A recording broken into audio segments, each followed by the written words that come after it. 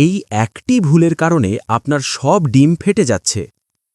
আচ্ছা, আপনি কি জানেন আপনার খামারের বেশিরভাগ ডিম ফেটে যাওয়ার পেছনে আপনারই ছোট্ট একটা ভুল দায়ী?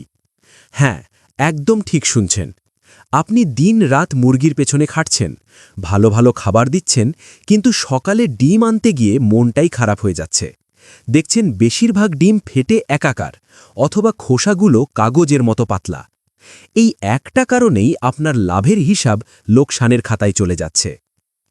আজ আমি খামারিদের সেই কমন ভুলটা ধরিয়ে দেব, যার জন্য প্রতি মাসে হাজার হাজার টাকার ক্ষতি হয়। আর আমি দেখাবো কিভাবে শুধু একটা জিনিস বদলেই আপনি এই লোকসানের চক্র থেকে বেরিয়ে আসতে পারেন। তাই ভিডিওটা শেষ পর্যন্ত দেখুন, কারণ আজকের আলোচনার পর আপনার খামারের ডিম নিয়ে দুশ্চিন্তা শেষ হয়ে যাবে। আসসালামু আলাইকুম আমার খামারি ভাই ও বোনেরা, আমাদের চ্যানেলে আপনাদের সবাইকে স্বাগত। আমরা যারা খামার করি তারা জানি প্রত্যেকটা ডিম কতটা মূল্যবান।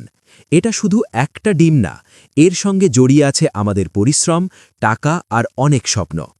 কিন্তু যখন আদরের খামারের সেই ডিমগুলোই নষ্ট হতে থাকে, তখন হতাশ লাগাটা খুব স্বাভাবিক। অনেকেই তখন ভাবেন মুরগির হয়তো অসুখ হয়েছে বা ক্যালসিয়ামের অভাব হয়েছে, আর সঙ্গে সঙ্গেই বাজার থেকে দামি দামি ক্যালসিয়ামের বোতল কিনে এনে খাওয়াতে শুরু করেন। কিন্তু ফলাফল?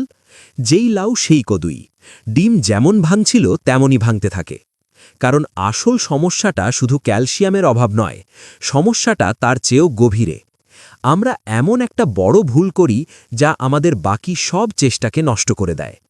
আজকের ভিডিওতে আমরা সেই মূল ভুলটা নিয়েই কথা বলবো এবং এর 100% কার্যকর সমাধান দেব, যা আমার নিজের খামারের অভিজ্ঞতা থেকে পাওয়া। মূল সমস্যা এবং এর ভয়াবহতা: প্রবলেম অ্যান্ড অ্যাজিটেশন। ডিম ফেটে যাওয়াকে আমরা যতটা সাধারণ সমস্যা ভাবি, এটা আসলে তার চেয়ে অনেক বড় লোকসানের কারণ।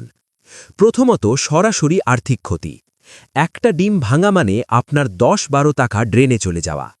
ভাবুন তো, আপনার খামারে যদি প্রতিদিন মাত্র 20টা ডিমও ভাঙে, মাসে আপনার ক্ষতি প্রায় 6,000 টাকা। বছরে এই অঙ্কটা দাঁড়ায় 72,000 টাকা। এই টাকাটা কিন্তু অনায়াসে আপনার লাভের অংশ হতে পারত।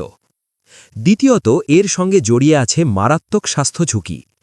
একটা ডিমের খোসা ফাটলে মাত্র 2-3 ঘন্টার মধ্যেই সেখানে ব্যাকটেরিয়া জন্মাতে শুরু করে। মুরগির বিষ্ঠা বা খামারের ময়লা যদি ওই ভাঙা জায়গায় লাগে, তাহলে স্যালমোনেলার মতো বিপজ্জনক জীবাণু ছড়িয়ে পড়ে। এই ডিম কোনোভাবে রান্নাঘরে গেলে ডায়রিয়া, আমাশয়, এমনকি টাইফয়েডের মতো রোগও হতে পারে। তাই ভাঙা ডিম কখনোই খাওয়ার জন্য নিরাপদ নয়। তৃতীয়ত, এই ভাঙা ডিম আপনি ইনকিউবেটরে বসিয়ে বাচ্চাও ফোটাতে পারবেন না, মানে খামার বড় করার আপনার পরিকল্পনাও এখানেই আটকে গেল। সব মিলিয়ে এই একটা সমস্যা আপনার পুরো খামারকে একটা লোকসানের চক্রে ফেলে দেয়, যেখানে আপনি পরিশ্রম করছেন, টাকা ঢালছেন, কিন্তু লাভের মুখ দেখছেন না। আপনার মনে হতে পারে, আমি তো সবই ঠিক করছি, তবুও কেন এমন হচ্ছে? এই হতাশাটাই একজন খামারির জন্য সবচেয়ে বড় কষ্ট। কিন্তু আমি যদি বলি, এই সব কিছুর পেছনে আপনার নিজের করা একটাই মৌলিক ভুল দায়ী, চলুন সেই রহস্যটাই আজ ভেদ করা যাক। সেই একটি গোপন ভুল। তাহলে কি সেই একটি ভুল?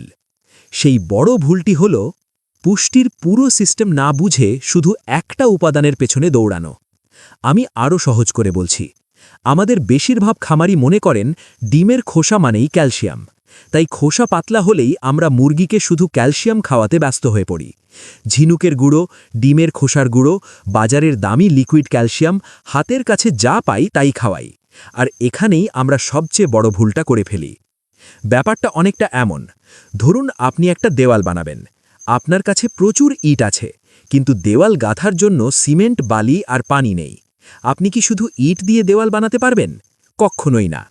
ঠিক তেমনি মুরগির শরীরে ডিমের খোসা বানানোর জন্য শুধু ক্যালসিয়াম যথেষ্ট নয়, এর সঙ্গে আরও কয়েকজন বন্ধু লাগে, যারা না থাকলে মুরগির শরীর ওই ক্যালসিয়ামকে ব্যবহারই করতে পারে না।